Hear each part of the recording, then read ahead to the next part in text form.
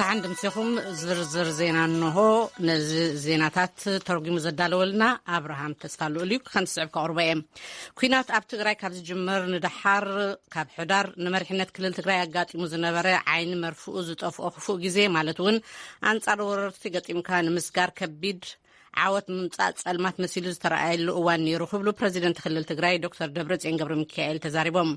ንሶም ነዚ መግለጽ ዝሃቡ ድሕሪ ሕዳር ዝጀመረ ኩናት ክልል ትግራይ ንፈለማ ግዜ ኣብ መቐለ ትማሊ ብቴሌቪዥን ትግራይ ኣብ ዝሃብዎ መግለጺ እዩ ተወሳኺ ድሕሪ ዜና ክህልወና እዩ ወልቃይት ጸገዴን ራያን ደጊምካ በኃይል ንምውሳድ ዝግበር ምንቅስቃስ ብወገን ህዝብ ምሓራ ተቀባልነት የብሉን ክብሉ ርእሰ ምምሕዳር ክልል አምሓራ አገኘሁ ተሻገር ተዛሪቦም ወሲኾም ንዝግበሩ ፈተነታት ክልሎም ተዳልዩ ጽበለውን ኢሎም እቶም ርእሰ ምምሕዳር ነዚ ዝበሉ ፍሉይ ሓይሊ ምሓራ ካብ ምዕራብ ትግራይ ይውፃእ ክብል ሕወሓት ንዘቐመጦ ቅድመ ኩነት ስዒቡ እዩ እዚ ከምዚ ኢሉ ከሎ ሚኒስትር ጉዳያት ወጻኢ ዩናይትድ ስቴትስ አንቶኒ ብሊንከን ምስ ቀዳማይ ሚኒስትር ኢትዮጵያ አብይ አሕመድ በቴሌፎን ኣብ ዘካየድዎ ዘተውን ሓይልታት ኤርትራን አምሓራን ሙሉእ ብሙሉእ ካብ ትግራይ ንኽወፁ ምዝኽኻሮም ዝዝከር እዩ እዚ ዝመልከት እውን ድሕሪ ዜና ክህልወና እዩ ሚኒስትር ዜና ኤርትራ አቶ የማነ ገብረ መስቀል ትማል በትዊተር ኣብ ዘውፅዎ መልእኽቲ ሕወሓት ኣብ ማዓስከር ስደተኛታት ከይተረፈ ቁፅፅር ኣብ ዘይብሉ ህልቀት ሰላማውያን ሰባት ናይ ሕነ ምፍዳይ ቅትለትን ይፍጽም ኣሎ ክብሉ ገሊጾም ንሶም ወሲኾም እንተኾነ ግና እዞም ግፍዕታት ዘይሕጋዊ ስጉምትታት ሕወሓትን ብሓፈሻ ከም ኦቻን ትካል ስደተኛታት ሕቡራት ሃገራትን ዝኣመሰላ ብፖለቲካዊ መርገጽ ዝምርሑ ትካላት ሕቡራት ሃገራት ገለ መንግስታት እውን ማሓውራት ዜናን ክገልጹ ኣይረኣዩን ኢሎም ነዚ ክስ መንግስቲ ኤርትራ ብዝምልከት ምላሽ መንግስት ክልል ትግራይ ንምርካብ ንሰርሕ ኣለና ምስ ረኸብና ከነቐርብና ትካል ስደተኛታት ሕቡራት ሃገራት ግን ኣብ ልዕሊ ኤርትራውያን ስደተኛታት ተፈጺሙ ንዝተባሃለ ቅትለት መልሲ ሂብሉሎም ናይ ሕቡራት መንግስታት ትካል ስደተኛታት UNHCR ጨንፈር ኢትዮጵያ ሎም ረቡዕ ኣብ ዘውፅኦ ናይ ትዊተር መልእኽቲ ብዛዕባ ኣብ ትግራይ ኣብ ልዕሊ ኤርትራውያን ስደተኛታት ተፈጺሙ ዝተባሃለ ቅትለት ከም ዝሰምዐ ገሊጹ ከምዚኦም ዝበሉ ጸብጻባት ኣኽቢድና ኢና ንሪኦም ብኡንብኡ እውን ኣብ ሽረም ዝርከቡ ኣባላትና መሻርክትናን ኤርትራውያን ስደተኛታትን ርክብ ጌርና ኢና ዛጊድ ግን እቲ ዝተባሃለ ከነረጋግጾ ኣይከኣልናን ኢሉሎም እዚ ሬድዮ ድምፂ ኣሜሪካ እዩ ግብፅን ሱዳንን ንኻልኣይ ገጽ ምምላእ ሓጽቢ ህዳሴ ተቃውመአን የስምዓለዋ ኢትዮጵያ ንኻልኣይ እብረ ምምላእ ሓጽቢ ህዳሴ ክትዳሎ ከላ ሱዳንን ግብፅን ግን እቲ ውሳኔ ናይ ሰለስቲኣተን ሃገራት ስምምዕ ዘይብሉ ብምዃኑ ኣብ ባይታ ንዘለዎ ወጥሪ ዘጋድድ እዩ ክብላ ተቃዊመን ኣለዋ ብኣገልግሎት ዜና ፈረንሳይ ንዝተዳለወ ጸብጻብ አብርሃም ተስፋሉ ተርጉሙ ወሎ ተወልደ ወልደ ገብርኤል ካቅርቦ እዩ ባይቶ ጸጥታ ሕቡራት ሃገራት ንሓሙስ ክራኸብ ኣብ ዝዳለወሉ ዘሎ እዋን ግብፅን ሱዳንን ስምዕተአን ከቕርባ ይቀራረባ ኣለዋ ክልቴን ሃገራት ንኻልኣይ ገጽ ምምላእ እቲ ሓጽቢ ኣመልኪተን ብሶኒን ሶሉስን ካብ ኢትዮጵያ ሓበሬታ ከም ዝረኸባ ኣፍሊጠን ብወገን ኢትዮጵያ ንምምላእ ማይ እዚ ሓጽቢ ኣመልኪቱ ዝተዋህበ ወግዓዊ መግለጺ ዛጊት የለን ኮይኑ ግን ሓደ ስሙ ክዕቀበሉ ዝሓተተ ላዕለዋይ በዓል ስልጣን መንግስቲ ኢትዮጵያ ሃገሩ ኣብቲ ዝናብ ዝበዝሓሉ ወርሓት ሓምለን ነሓሰን ክትመልእ ትዳሎ ከም ዘላ ሓቢሩሎም ሚኒስትር መስኖ ግብፂ ዓብደልኣቲ ሃገሩ ነቲ ብኢትዮጵያ ክውሰድ ተወጢኑ ዘሎ መደብ ብትሪ ከም እትቃወሞ ድሕሪ ምግላጽ ንኣህጉራዊ ስምምዓትን ብኹላተን ሃገራት ዝተፈረመ ውዕል ተፋሰስ ማያት ኒልን ዘፍርስን እዩ ክብል ኮኒንዎ ኣሎም ሱዳን ብወገና ብመገዲ ሚኒስትሪ ጉዳያት ወጻእቲ ሃገር ኣብ ዘውፅኣቶ መግለጺ ንኣህጉራዊ ውዕላ ዝጥሕስ ተኽታኺ ውሳነ ክትብል ገሊጻቶላ ርክብ ባይቶ ጸጥታ ብጻዊዒት ዘይቀዋሚት ኣባል ቱኒዝያ ዝካየድ ዘሎ እዩ ቱኒዝያ ንሃገራት ዓረብን መርገጺ ግብፅን ሱዳንን ክትውክል ከላ ኢትዮጵያ ግን ተቃውሞኣ ነቲ ኣኼባ ገሊጻላ ተወካሊ ኢትዮጵያ ክርከብ ግን ትጽቢት ይግበር ብቱኒዝያ ኣብ ዝተነድፈ እማሜ ሰለስቴን ሃገራት ናብ ልዝብ ተመሊሰን ኣብ ውሽጢ 6 ኣዋርሕ ናብ ቀያዲ ስምምዕ ክበጽሓ ዝጽውዕ እዩ እቲ እማሜ ኢትዮጵያ ሓይሊ ኤሌክትሪክ ናይ ምምንጫው ዓቕማ ብሙሉእ ክትጥቀመሉ ዘውሕስ ኮይኑ ኣብ ተፋሰስ ኒል ዝርከባ ሃገራት ከዓ ብማዕረ ጸጋታት ማይ ናይ ምጥቃም መሰለን ዘረጋግጽ ምዃኑ ይጠቅስ ሰለስቴን ሃገራት ንግጭት ካብ ዝዕድም ውሳነታት ክቁጠባ እቲ ብቱኒዝያ ዝቐረበ ንድፊ ምሕፀን ንመሪሕነት ባይቶ ጸጥታ ኣብ ወርሒ ሓምለ ዝተረከበት ፈረንሳ ግን እቲ ባይቶ ንኸምዚ ዝመስል ምትፍናን ነባሪ ፍታሕ ክረኽበሉ ክጽገም ስለ ዝኾነ እቲ ምሽምጋል ብመንገዲ ኣፍሪቃዊ ሕብረት ክኸውን ኣቐዲማ ኣፍኢማ ነይራ እያ بخال زينا بايتو صوت حبرات هاجرات نقداي حاسب هداسي ملكيتو نتبت قلب تونيزيا خكاية توطينو زلو ركبا ملكيتو نوكاليت حانت خابتن زورت أبالات هاجرات زهونا أيرلاند بس غازيتين راديو دمت أمريكا حاسب زرر كايدو نيرم أمباسادر جرالدين بيران نانسي أبتو أغاتامي فولي مخفت ويد ما دحراي دمت كوها بديو نزبل حتى غازيتين VOA مارغريت باشر كم زخبلا من اللسان. Well, I certainly think we are all, as I understand it, ready to meet to discuss. This is a critical issue. نزوي وسانا رأس تراخيبنا كنزا تقربات على خبل خلني إثيوبيا ترايزي كونس إن كل لاين قبضن سودانن إذا قداي أمنا قداسيو منسترات زن هاجراتون أبزخ تماما يوم سيدرو قابول تراخيبنا لنا وكيل قبضنا بناتي وكل جبتي نتبتونيزيا زقاربة ندف ميزان كنهبو تمحتين اللوم بايتو تصطع انتاي يقبر كأب حانساب كن رئينا ولا كازو قداي بسلام كيف تحت سفانان تخوانا اتزررب بمن قد أفريقيا وحبرات كقبر مزكا ألقن زيادة وصيت مهابين نوح جزي زد ليميت يتوسان قنا سلسة أكالات أبسم معكبز حو أدلايو اتقاند قداي كلاتهم وغنات وطرخة تهادادو كسرحون متوعيو نمملأ خلاي قز عمل كيتم قبصون تزودانن زرئيو وقبر ملسن رئيو لنا سلزخا يوم سلسة موغنات عب طريقة قريبهم قداتهم كفتحوا اتوساني دما بأفريقيا وحبرات كالندل يزلنا إلنا اللوام ولد حدميتن عسران زتجعويا تمهارو نيجيريا نايطولتن شمعان مبراه زخر جيروم تنتمهارو اب بيت إلز تبهال بيت مرتي قزعت كادونا زتجعويا خوانا هلو أكساب حجز تملسا تمهارو عسران شمونتن راحين زي راديو دمت أمريكا يوم أب زمبابوي زرق زلو ملكفت فيروس كورونا إنا بأسا بممتو تهاجر أبتنا أبكلتشحن إسران وصلت زتررة عصوة تملس مهلا منيستر زينا زمبابوي حبيرم أمون قلت عصوة درو أبقبرو وعيلو زلو ساعتات أوتو يركبهم من محدار جو بايدن اتفلما أتيو وزنبرم اتفلما أتيو وزنبرم أي 8 مليون قربت كتابة فيروس كورونا دا أعلامو أيهر منبر اتحاجز جن يقصل اللوم اتمم محدار مليونات متن كتابة مودرنا ناب غوتيمالان فيتنام ملأخو بسول سافليت اللوم إذا أبرس تزحالف سمون إندونيسيا زتما باتسعو 4 مليون متن كتابة مخانيوم صحافة برس اتمم محدار زخونو جنساكي كمز غلطو غواتيمالا 1.5 مليون كمون فيتنام 3 مليون كتابة مودرنا كقبلائن صحافي برس جوساكي نزرق حممرق حمل كيتم كم زخبلو يقلصو Sometimes we have to work through legal barriers. We have to work through regulatory barriers. There are issues as it relates. صحافة بريس وايت هاوس جان ساكي خمزبلو قال أوان حقاونة المسرح كن ريو يدلينا قال أوان دما بمسرح تقطعت أرتي أكلات كحالف نقددينا تمزد الليوم أن كتابت نابز ملكتهم نمسح انكفاتات له قال دما نأكزازنات مدهاني زملكتي ولا قابز أتانيو ما بصح مسرات كم تزد لنا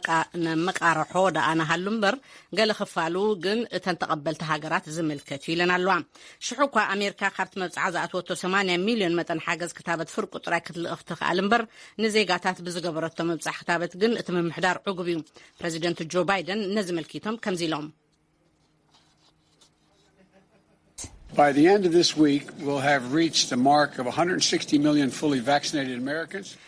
أموداتو نايزو منزي 160 مليون زيغاتات أمريكا ملو بملو كختابي أمكبلو بريزيدنت جو بايدن مقلاتهم باسي وادسكوارا كاب وايت هاوس زلاخت لنا تصاب يحبر أموداتا سوريا مرمرت كيلاتات حبرات هاجرات أبزوج ومجلسين 10 عامت حيزو زلو خوينات حد سوريا كاب شفن الزينة دا يعرف مبر أبايتاس النابع سيمت سخم زلو أملكي تومالو تبسلست نتع أكلات زقام مرمار كوميشن نبايتو تصط حبرات هاجرات أبزوغرا وتصبصب بسنك بزحالف عامتات زنبرو دبداب نفرت متقعت كيميكالا وأزوارن كيباتخ زي باتخ خويناتن اتهاجر كم زعان وتم ملاخت تخوينات أبب بينو كفالة تتهاجر كأتسيلو خمزلو تتصبصابي وسخ أبسوريا حموش بينهم أهجوراوين حيلتات جنا خويناتي قلت لهم زلوا يحبر أمباسادور سوريا أبو الدب حورات هاجرات جنيفا جن اتتصاب زي صفوفن بزو حق زجودلن كبلو نتيجهم ملو أموداتا أبروسيا وديقة زودات نفاريت 20 شمونتن سبات كم زتوجدوا تقلي صلوا زينا بس تفتصموا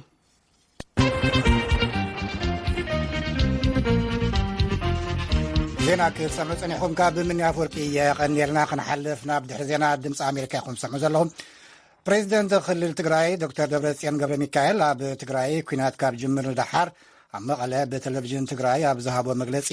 መሪሕነት እቲ ክልል ካብ ሕዳር ጀሚሩ ኣጋጢምዎ ዝጸንሐ ፈተና ዓይነ መርፍኡ ዝጠፍኦ ክፉእ ግዜ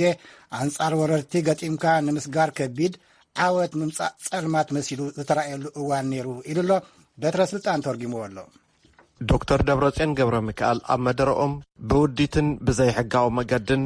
ብሓይሊ መልጢ ይገዝእ ዘሎ ፋሽስታዊ ጉጅለ ኣብይ ኣሕመድ ዝበልዎ መንግስቲ ኢትዮጵያ ህዝቢ ትግራይ ብዘካየዶ ታሪኻውን ሕጋውን መረፃ ዝተጣየሸ ብሔራዊ መንግስቲ ትግራይ ኣይፈልጥን ኣይቅበልን ኢሉ ህዝቢ ትግራይ ዝተሰልዐ ዝግብኦ ማሕበር ኢኮኖሚያዊ ኣገልግሎታትን ካልኦት ረብሓታትን ከይረክብ ብሓይልን ካልኦት ሸርሕታትን ብምኽልካል ህዝብናን መንግስትናን ንኽዳኸሙ ዝፈጸሞም ማዕለያ ዘይብሎም እከይ ተግባራት ኣይዕገቦን ይብሉ። ንሶም ወሲኾም ንግስና ቀትሪ ሕልሙ ንምርግጋጽ ሓቂኑ ምስ መንግስቲ ውልቀ መላኺ ኢሳያስን ተስፋሕፋሕቲ ክልል ኣምሓራን ካልኦት ናይ ጥፋት ሓይልታትን ዝበልዎም መንግስቲ ኢትዮጵያ ተሻሪኹ ሉዓላዊነት ህዝቢ ንባዕዳውያን ሓይልታት ኣሕሊፉ ሂቡ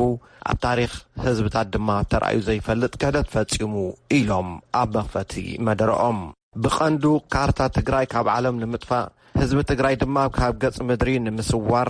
ዘርኢ ንምጽናት እቶም ወረርቲ ኣብ ኢዶም ንዝነበረ ኩሉ ዓይነት ዓቕምታትን ከምኡውን ካብ ጎይቶቶም ዝሓርጎትዎ ናይ ጥፍኣት ሓገዛትን ኣዋዲዶም ንህዝቢ ትግራይ ንምጭፍላቕ ተመሓሒሎም ኣብቶም ዝሓለፉ 8 ኣዋርሕ ተኸታተልቲ ዝኾኑ ከበድቲ ወረራት ብዘይ ምቁራጽ ኣካይዶም እዮም ኢሎም ዶክተር ደብረጽዮን ገብረ ሚካኤል ንሶም ወሲኾም ኣብ መበል 21 ክፍለ ዘበን ይፍጸም እዩ ኢልካ ክትሓስቦስ ይትረፍ ክሕለም እዩ ተባሂሉ ዘይግመት ኣረመንያዊ ግፍዕታት ብምፍጻም እንኮላይ ንማሕበረሰብ ዓለም ዘደንገጸ ተግባራት ፈጺሞም እዮም ኢሎም ኣጽዒቦም ህዝቢ ትግራይ ብመሪር ነዊሕ ንቃብ ቃልሲ ብደምን ዕጽምቱን ዘረጋገጾ መሰል ዓርሰ ውሳነ ዓርሰ ምሕደርኡን ክምንጥሉ መንነቱን ብሔራዊ ክብሩን ጊሶም ኣብ ዝሓለፉ 30 ዓመታት ብጽፍሩን ረሃጹን ዝጥረዩ ሃብቲ ንብረትን መንዚዖም ኣቃጺሎምን ኣበላሽዮምን ከም ሽንቲ ግመል እንድሕሪ ተመሊሱ ግዳይ ምሕር ድኽነት ኮይኑ ብጥሜትን ሕማምን ንኽሃልቕ ካብዚ ክፉእ ትምኒት እዚ ብኣጋጣሚ ዘምለጠ ድማ ፋሕጭር ጋሒሉ ንክስደድ ዘይኳዓትዎ ጉድጓድ ኣይነበረን። ዶክተር ደብረጽዮን ኣብ ዘረብኦም ፈተውትና ደገፍትን መጻምድናን ከም ዝዕዘብዎ ነካይዶ ዘለና ህዝባዊ ኩናት ተገዲድና ዝኣተናዮ እምበር ምርጫና ኣይነበረን ኮይኑ እውን ኣይፈልጥን ኣብዚ ህዝባዊ ኩናት ኩላ መዳያዊ መስዋእቲ ንክንከፍል ዝተገደድና ከም ህዝቢ ንኸጥፍኡና ንዝመፁ ወረርቲ ሓይልታት ሲትረፍ ብቓልስና ንዘረጋገጽናዮ መሰላት ንክሸራርፉ ንዝህቅኑን ዝፍትኑን ክንምክት ስለ ዝግባእ እዩ ኢሎም ፈታውን ጸላእን ክፈልጦ ዘለዎ በሉ ንሶም ኣብዝን ፈታውን ጸላእን ግልጽ ክኸውን ዝግብኦ ህዝቢ ትግራይ ንዝኾነ ወራር እንትርፊ መኪቱ ብሔራዊ ክብሩን መንነቱን ምርጋጽ ዝኾነ በደልን ግፍዕን ናይ ምጽዋር ልምዲ የብሉን ነዚ እውን ህዝብና ብግፍዕታት ጸላእና ዝበለጸ ሓሪኑ ናብ ቃልሲ ኣትዩ ንደመኛ ጸላእቱ ኣብ ዝሓፀረ ግዜ ደኳዕኳዕ ዘበሎምን የብሎምን ዘሎ ዶክተር ደብረጽዮን ህዝቢ ትግራይ ኣብ ቅድሚት ብዛዕባ ይጽበዮ ዘሎ ከበርትን በዳህትን መደባት ኣመልኪቶም ክዛረቡ ከለዉ ሃገረ ጀርመን ኣብ ካልኣይ ውግእ ዓለም ዘጋጠመ ዓንወትን ብድሆታትን ዕድላትን ከም ኣብነት ብምጥቃስ ተዛረቡ ኣብ ካልኣይ ውግእ ዓለም ኩሉ ዓይነት መሰረተ ልምዓትን ማሕበራዊ ኢኮኖሚያዊ ትካላትን ሙሉእ ብሙሉእ ዓይንዋ ዝነበረት ጀርመን ኣብ ተሓሳስባ ህዝባ ኣብ ቁርዓ ምፍልጠትን ክእለትን መሊኡ ስለ ዘይጠፍአ ኣብ ውሽጢ 10 ዓመታት ብፃዕሪ ህዝባ ዳግማይ ታሃኒፃ ሎሚ ራብዓይ ደረጃ ብርኪ ኢኮኖሚያዊ ዓለም ኮይና ንኣውሮጳ ትመርሐላ ህዝቢ ትግራይ እውን ጸላእቱ ሙሉእ ብሙሉእ ሓመድ ምስ ከደነ ኩሉ ዓይነት ዓቕምታት ኣዋዲዱ ትግራይና ምፅፍሩ ፍልጠቱን ክእለቱን ብምህናፅ ናብ ዘለዓለ ጠርዚ ብራኸ ከም ዘብፅሓ ኣየጠራጠርን ንቐጻሊ እውን ህዝቢ ትግራይ ንድሕሪት ዝመልሶ ምድራዊ ሓይሊ ፈጺሙ ኣይክህሉን እዩ ህዝቢ ትግራይ ዝጎድልዎ ነገራት ኣለልዩ ቀልጢፉ ኣስተኻኺሉን ኣብ ዝሓፀረ እዋን ንቕድሚት ምስጓሙ ኣይቐርን እዚ ቃል እዚ ከም እንትግብሮ ንፈታውን ጸላእን ክንገልጽ ንፈቱ በሉ ናይ ሰላም ልምዓትን ዴሞክራስን መደባት መዓንጣና ኣስጢምና ብምስራሕ መጠናውን ዓይነታውን ሕብረተሰባዊ ለውጢ ብምምዝጋብ ካልእ ሓድሽ ታሪክ ክንሰርሕ ኢና እውን ኢሎም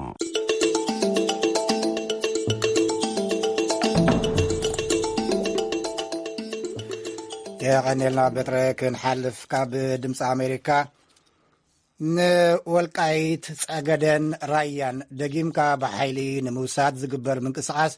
ብወገን ህዝቢ ኣምሓራ ተቐባልነት የብሉን ኢሉ رئيس ممحدار كل الأمحرة أغنيو تشاغر نسو وسيخو نزقبرو فتنتات كل الأمحرة تداليو خلم نصبهون حابير له زير رئيس ممحدار نزبله فولي حيل أمحرة كاب معراب تقراي يوصا كبل حوحات نزقمتو قدمخونه سعيبيوم إذا كنت لنا على منيستر قدات وصاي يونايتد ستيتس أنتوني بلينكن مس قدما منيستر إثيوبيا أبي أحمد بتليفون أبزكايد وزته حيلتات إيرتران أمحران ملو بملو كاب تقراي يوصو يلو كبار دار آسير مسغاناويا عدالياتو صرف سايك توربا رئيس ممحدار كل الأمحرة أغنيو تشاغرن واناو قدات والقايت ملكتهم تمالين مرخبتو معكنات أبزهابو مغلطي قداي والقايت هزبين 3 عامتات كالعلوز أنحي حتو إيلوم ህወሓት በኃይል ዝወሰዶም ከባብታት እዮም ነይሮም ህዝብ ድማ ዋጋ ከፊሉሎም እዩ ዝበሉ አቶ አገኘው ግዛት አምሓራ ብምዃኖም ኣብዚ እዋን ኣብ ትሕቲ ግዛት ክልልና ነመሓድሮም ኣለና ክብሉ አረጋጊጾም ካብ ሕዚ ወልቃይት ጸገዴን ራያን በኃይል ክምለስ የምባል ዘይሕሰብ ኢሎም አማራን ነጥሎ የጥቃቱ ሰለባ ለማድረግ እየተንቀሳቀሰ ስላለ እኛ ከቲፒኤልኤፍ የሚመጣ ማናች ንአምሓራ ነጽልካ ንምጥቃዕ እንቀሳቀስ በመህላዎም ንሕናውን ካብ ህወሓት ንዝመጽእ ዝኾነ ዓይነት ተጻብኦ ዝምክት ኃይልን ዓቕምን ኣለና ህዝቢ አምሓራ ምስ ኩሉ ተዋሊዱን ተዛሚዱን እዩ ብምዃኑ ኣብዚ ከባቢ ዝርከቡ ተወለድቲ ትግራይ ብሰላም ልሙድ ናብሮኦም ክቕጽሉ ይኽእሉ እዮም ዝኽልክሎም ኮነ ዝትንክፎም ዝኾነ ኃይሊ የለን ዓዶም እዩ ተላእኽቲ ህወሓት እንተልዮም ግና ናይ ዝኾነ ይኹን ብሄር ተወላዲ ስጉምቲ ክንወስድ ኢና እዮም ዝበሉ ብምዃኑ ህወሓት ኣብቶም ከባብታት ወተሃደራዊ ስጉምቲ ክወስድ የሉ ከይፍትን እውን አጠንቂቆም እዮም የህዝቡ የማንነትና የወሰን ጥያቄ እንዲመለስለት ጥያቄ በተደጋጋሚ ጊዜ ያቀርበናል በጉልበት ጥያቄ እንፍታለን حتى مننتن دوبن اتهزبي بسلاماو مجدن خملس بتدغاغامي حاتيتنا اينا ابز اوان بمخنيات مخبار حقي اب تحت خلل امحاره خوينم يمحادرلو سلازخونه ابزم كبابتات زفصم زخونه ነገር بحقن سرعتن طرح زفصم يخون ካብ ወጻኢ بحيلي رايا ጸገዴን ወልቃይትን ክወስድ ይዝብል እንተልዩ ዋጋ ክንከፍሊና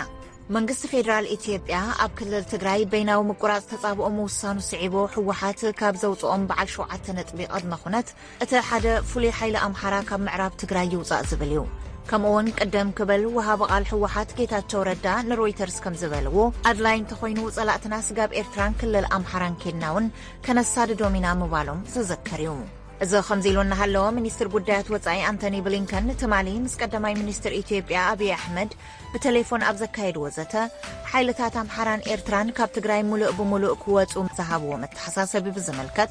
كم منقست فيدرال إثيوبيا سقاب حزيز توهاب غطتها وملاش يلن أبز حلفة سومون أخيبا بيت مخربايتو تاسعيبو كاب غازيت أنياتات نزغرب اللهم حتوتات ملس زهابو أبو الدب حبرات هاقرات قوام الأخ إثيوبيا أمباسادر تايا هاسك أسلاسيغن مرقز منقست فيدرال يوم أنزباريهم The Amhara people believe that they are in their rightful ancestral land. This were forcibly incorporated. ህዝብታት አምሓራ ኣብ ናይ ባዕሎም ናይ ውሉድ ወለዶኦም መሬት ከም ዝርከቡ እዮም ዝኣምኑ እዚ መሬት ብዘይገለ ኸይዲ ሕጊ ወይ እውን ሕገ መንግስቲ መሰረት ዘይብሉ ኣብ 1992 ዝተወሰደ እዩ ኣነ እውን ብወገን ኣደይ ትግርኛን ኣምሓርኛን ኣጸቢቖም ምዝራብ ካብ ዝኽእሉ ኣብቲ ከባቢ ካብ ዝርከቡ ማሕበረሰብ ዝተወለድኩ እየ እቲ ማሕበረሰብ ብዙሕ ቋንቋ ዝዛረብ ተሰማሚዑ ዝነብር ምዃኑ እየ ዝፈልጥ ኣብዚ እዋን ዝካየድ ነገር ኣሎ መሬት ናይ ምዕብላል ድልየት የለን መንግስት ዘጣየሾ ኮሚሽን ወሰንን መንነትን ኣሎ ንሱ ውሳነ ዝህበሉ ይኸውን እዚ ድማ እቲ ሓድሽ መንግስት ምስተመስረተ ክኸውን ይኽእል እዩ እዮም ዝበሉ አቶ አገኘው ተሻገር ኣብቲ ትማለ ዝሃብዎ መግለጺ ኣብ ማይካድራን ዝተፈጸመ ጨፍጫፍ ሓዊሶም ብህወሓት ንዝተፈጸሙ ገበናት ዕሽሽሎም እዮም ዝሓልፍዎም ክብሉ ሓደ ትካላትን ሃገራትን ክብሉ ብጥቕልሉ ነቒፎም ዓለም ለኸ ማዕኸናት ዜናውን ነቲ ሓቂ ክጽብጽቡ ኣተሓሳሲቦም